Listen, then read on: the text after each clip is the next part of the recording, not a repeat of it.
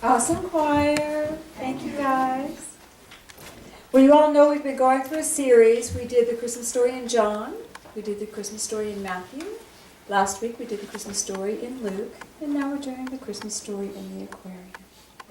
So, are you excited? Yes. Quiet.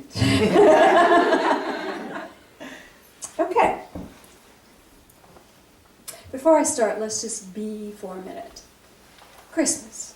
You know, Christmas is Wednesday. Christmas Eve is Tuesday. Yeah. So we're getting close.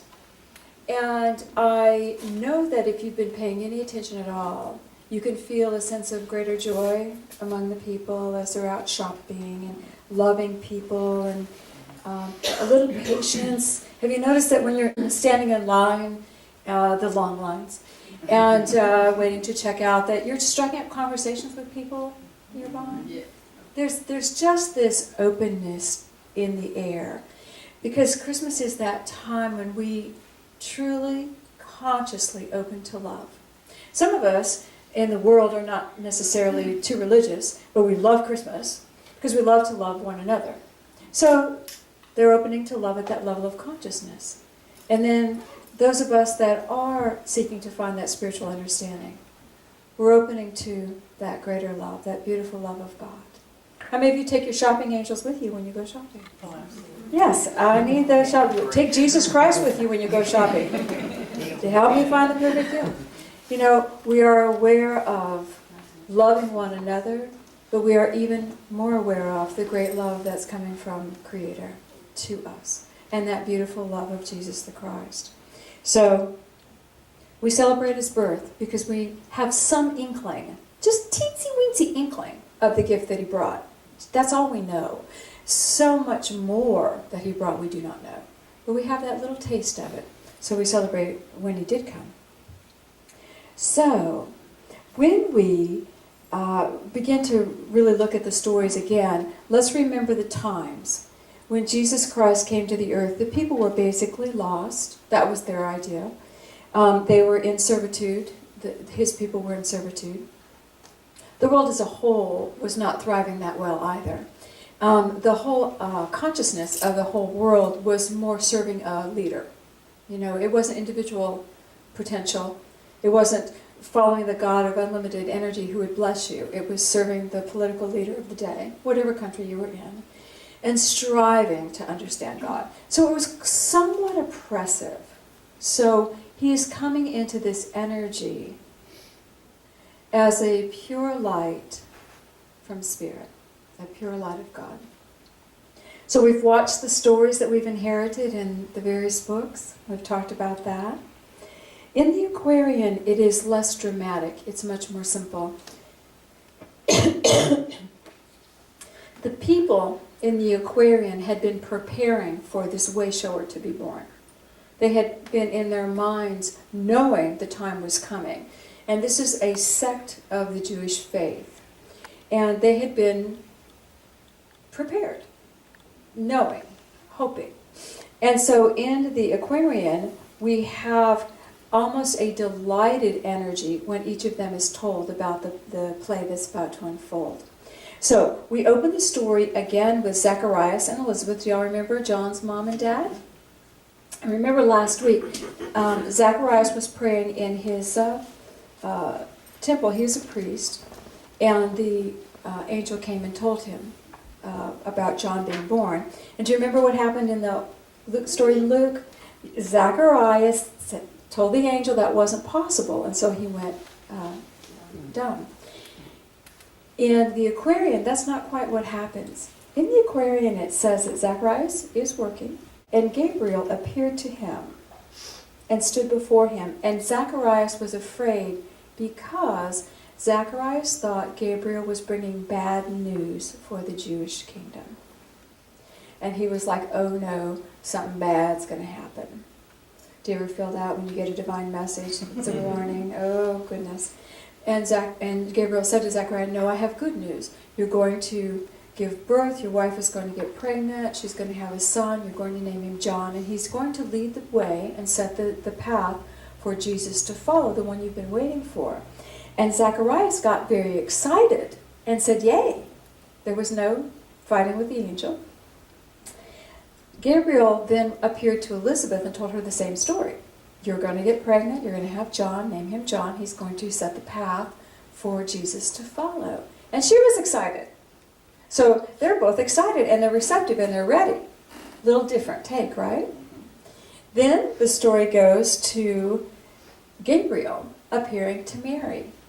And Gabriel appears to Mary and says, Hail Mary, hail, once blessed in the name of God, twice blessed in the name of holy breath, and thrice blessed in the name of Christ. You are worthy and will bear a son who shall be called Emmanuel. And when Joseph's daily tasks were done, Mary told him all that Gabriel told her, and they rejoiced. Again, receptivity and celebration. So it's the beginning is a little bit different. We don't have the drama. We don't have the resistance. We have the idea that these people had been prepared. They didn't quite know what was going to happen or how it was going to happen. So when they got the divine message of this is the steps that are going to be taken, they were ready, and they were ready to participate.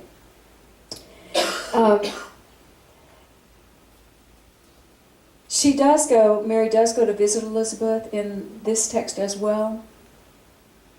She stays, she comes back, she's with Joseph, and then the time comes, and this is what it says. The time was nearly due for Jesus to be born, and Mary longed to see Elizabeth. So it was her desire to see her cousin that made her start the journey. She and Joseph turned their faces toward the Judean hills, and upon their way they came to Bethlehem, and the night was done, and they had to tarry. But Bethlehem was thronged with people going to Jerusalem. The inns and homes were filled with guests, and Joseph and his wife could not find a place to stay, so they stayed in a cave where animals were kept. And we talked about those caves last week. And there they slept. At midnight a cry came, A child is born in yonder cave among the beasts, and lo, the promised Son of Man had been born. Strangers took the little one, wrapped him in dainty robes that Mary had prepared, and laid him in a trough from which the beasts of burden fed. So we have a little bit of a different picture. We have people supporting them. We have people that are also ready and receptive, ready to participate in the journey. The drama of isolation is not present in the community that welcomed Jesus in the Aquarian. Then it says something that is not in either of the texts. 3 persons clad in snow-white robes came in and stood before the child and said, All strength, all wisdom, and all love be yours, Emmanuel. 3 people in white clothing appeared and said, All strength, all love, and all wisdom be yours, Emmanuel.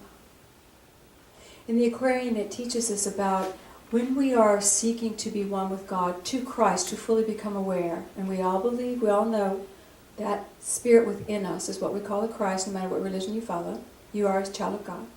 That is you. And for us to fully realize it, we have to know oneness with God on a mental level, wisdom, on a love level, and on a level of understanding God as force, how to create. And these 3 men came to this baby and acknowledged, you are wise, you are love, and you are force. You are the fully realized Christ. And he had been born into this beautiful, receptive community.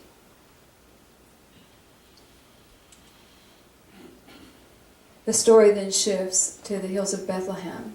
And again we have the shepherds.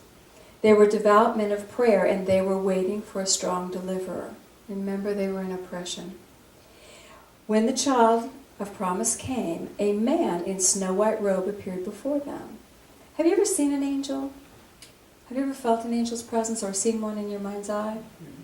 Oftentimes, the first thing you see is the startling love that's there. It is startling, the purity of love. There is no thought in their mind. There's nothing but the purity of love.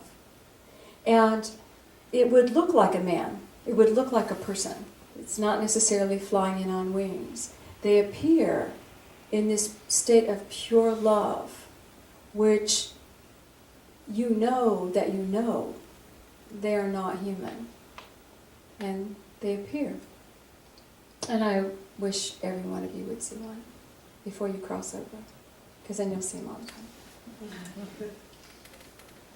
He appeared to them and he said, "Fear not, I bring you joyful news. At midnight in a cave in Bethlehem was born the prophet and the king you've been waiting for." And the shepherds were glad, and they felt that the hills were filled with messengers of light who said, "All glory be to God on high, peace, peace on earth, goodwill to men." And then the shepherds came with haste to Bethlehem and to the cave that they might see and honor this child who was called Emmanuel.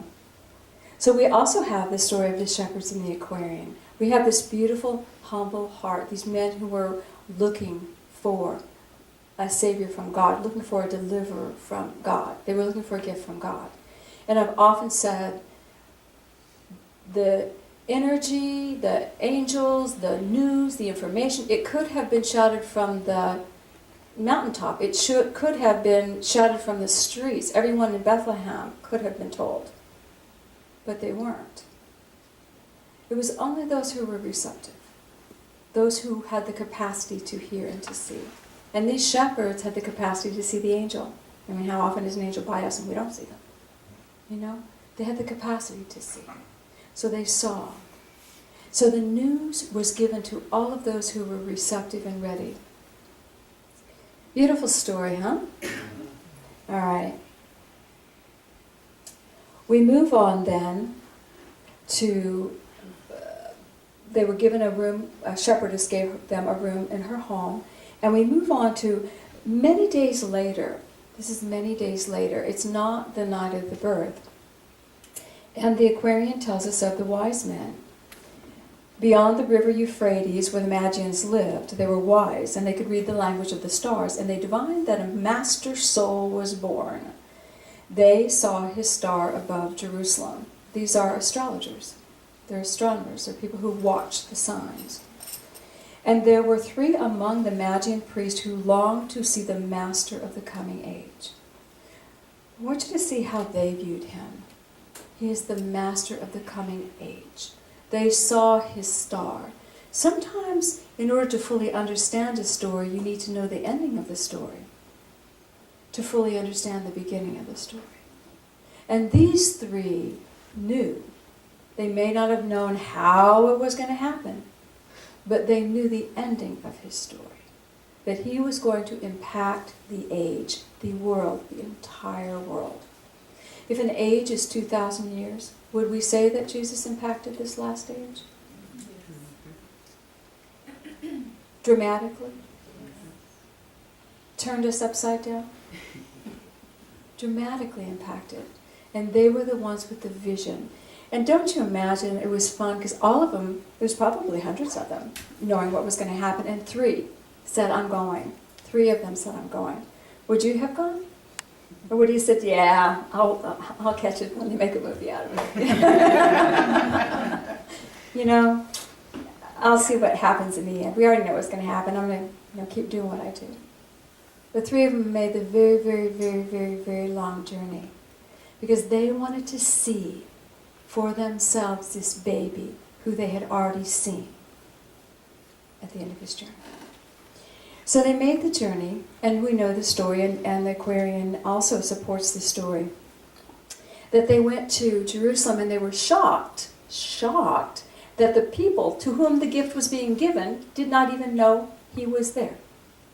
How could you not know? How could you not be seeing this? This is the gift for you. So they found him, and we do have the story of Herod. Herod is not happy about this. We have that old authority saying, "What? There's a king being born? I need to know about this." And they visit Herod. Herod points them to Bethlehem because of the prophecies. But they know in their hearts that Herod does not have goodwill toward the child. So again we see for the first time a challenge and resistance. The world was not yet ready. The authority of the world was not yet ready. The hearts of the individuals were. So the 3 wise men come and they bring, as you know, the 3 gifts. The gold, the myrrh, and the frankincense or the gumthus. The Aquarian tells us that the gold represents nobility, the myrrh power, and the frankincense wisdom. And These are the three outer gifts that validate the inner consciousness that he possessed. Remember the three. Love, wisdom, and power is yours. Love, wisdom, and strength is yours. The three angels told him. And then the three men of the world brought the three gifts that represent the same thing. The outer validating the inner.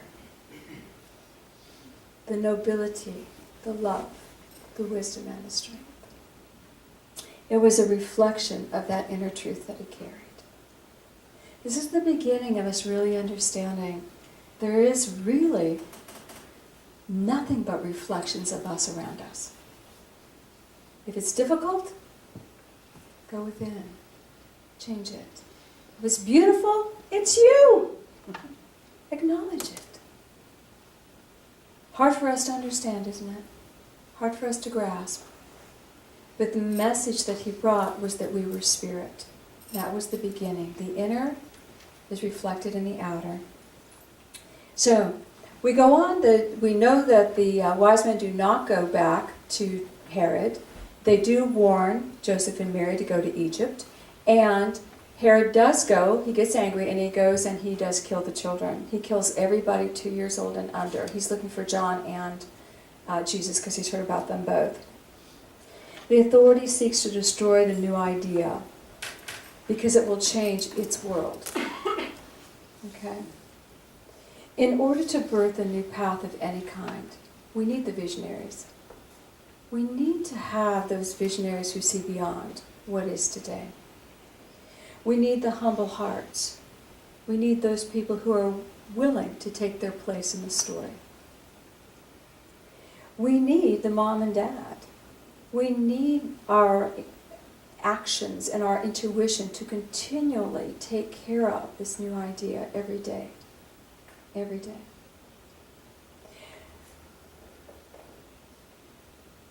I'm sure Mary and Joseph dealt with Jesus not eating his peas. You know? Every day. I'm sure they had to love him and guide him every day. Even though he had the wisdom, power, and love of God, he was dealing with humanity. Maybe there was a reason he wasn't eating his peas. Maybe the mom didn't understand. You know? Our intuition and our action has to every day support the new path that we're on. We need a visionary. We need to see and trust the visions we get about ourselves. We need to surround ourselves with shepherds who support us and love us, who want to celebrate our vision. And we need to mother and father it every day. This is how we Christ. This is how we really begin to manifest the power and potential that's within us.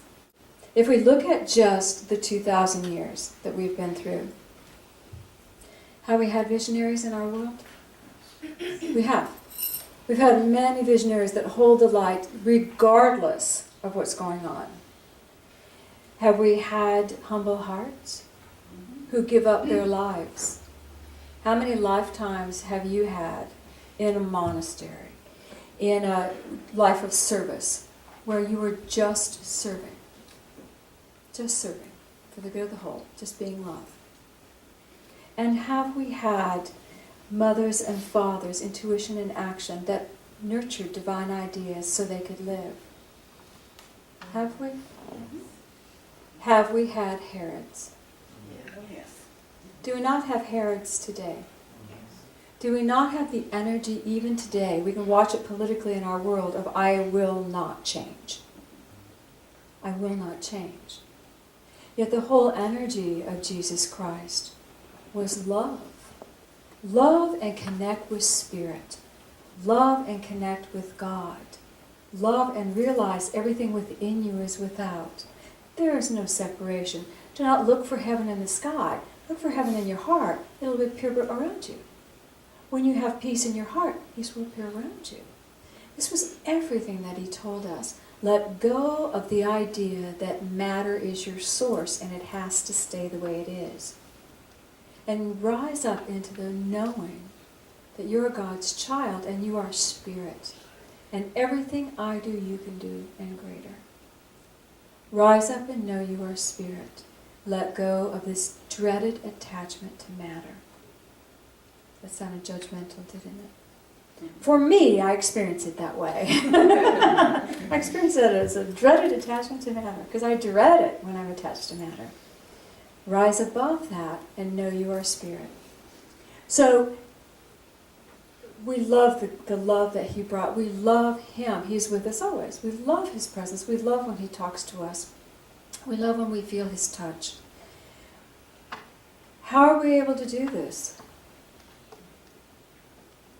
Because we're spirit. And we feel him in spirit. And we talk to him in spirit. We don't sit at the table and say, okay, Jesus, if you're real, show up and have tea with me. That would be matter. We connect with him in spirit. And when we do, does not our matter change? The world changes around us. And it becomes that beautiful, beautiful essence of peace and love. Where you can talk to the person in front of you in the line, even if it's not Christmas.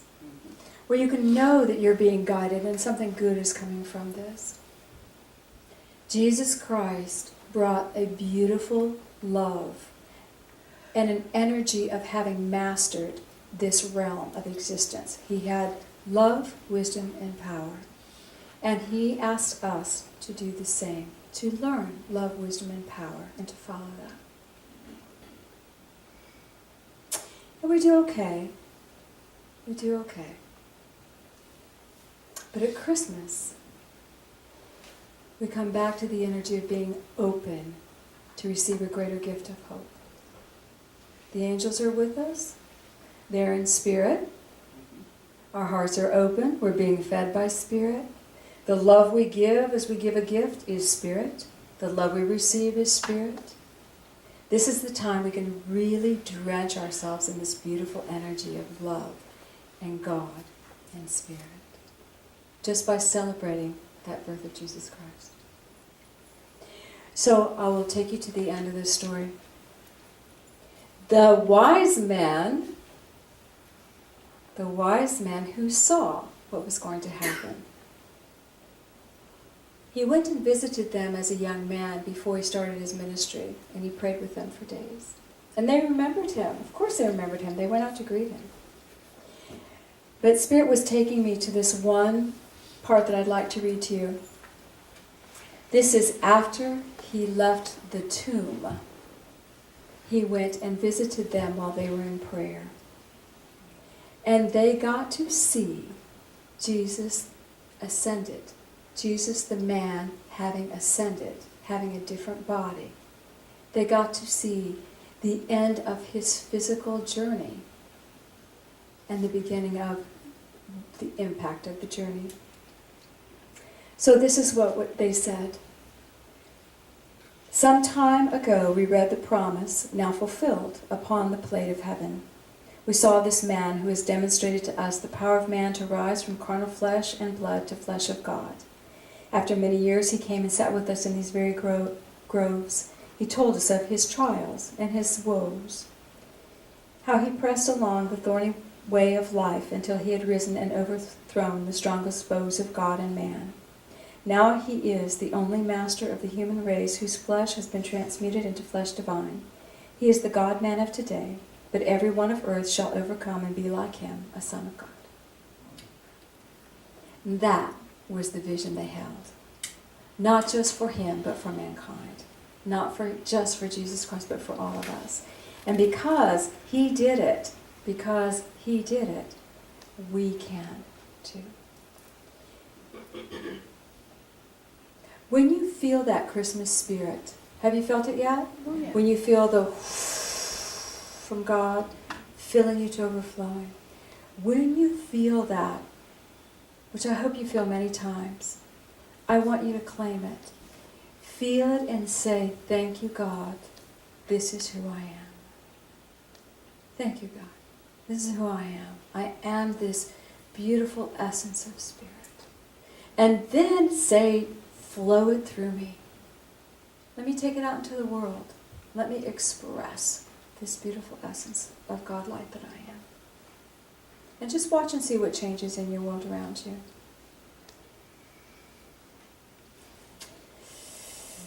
Breathe. Christmas is joyous, even though that may have been a little bit heavy for you. Christmas is a joyous time, and it's a joyous time because it reminds us how deeply we are loved.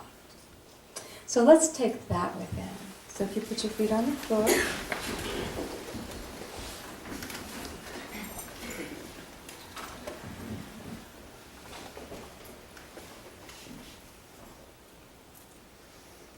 God, we open our hearts. And we welcome all those beautiful Christmas angels that fill this space.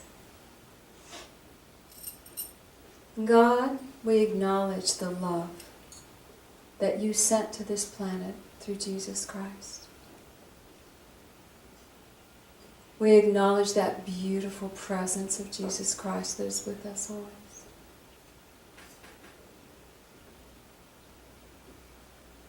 And as you feel that in your heart, just let your focus go to your heart and begin to feel a beautiful light shining. Feel Jesus Christ with you. And just begin to feel, I too am part of the Christmas story. Put your hand in the hand of Jesus Christ and look him in the eyes.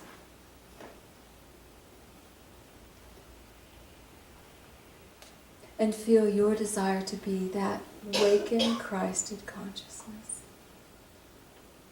Love, wisdom, and power.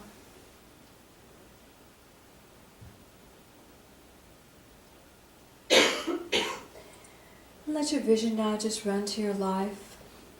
And I want you to become aware of the moments when you are the shepherd, supporting the idea of another.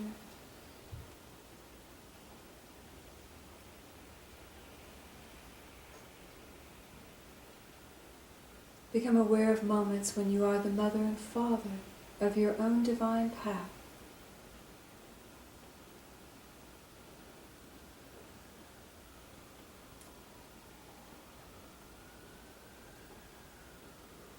And let your focus come back to Jesus Christ and hold his hand. Look in his eyes. Give me the vision of who I am. Give me the vision of what I am to do, be, express.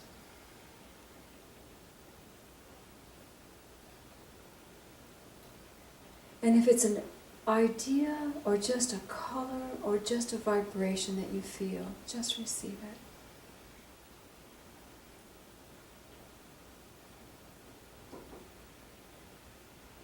And just ask that your feet be put on that path.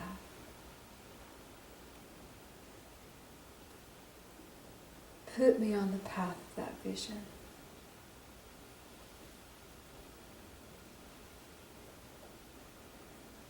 And I will walk in God love, and God wisdom, and God power.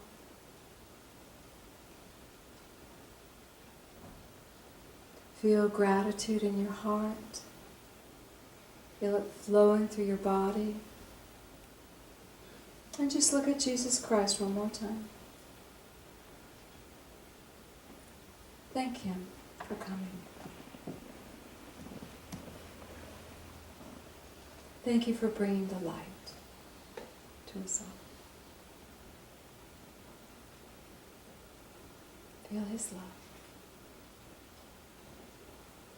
And let your focus come back to your physical body as it sits in the chair.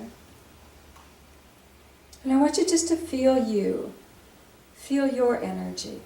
And in your heart, say your name. And now say your name as Christ. I am Cindy Christ. I am Christ. Feel the light expanding. Once again, take a deep breath. I want you to send your love into the room. Father, Mother, God, bless us all as we awaken to that truth. We are your children. And so it is. Open your eyes. How did that feel to say your name?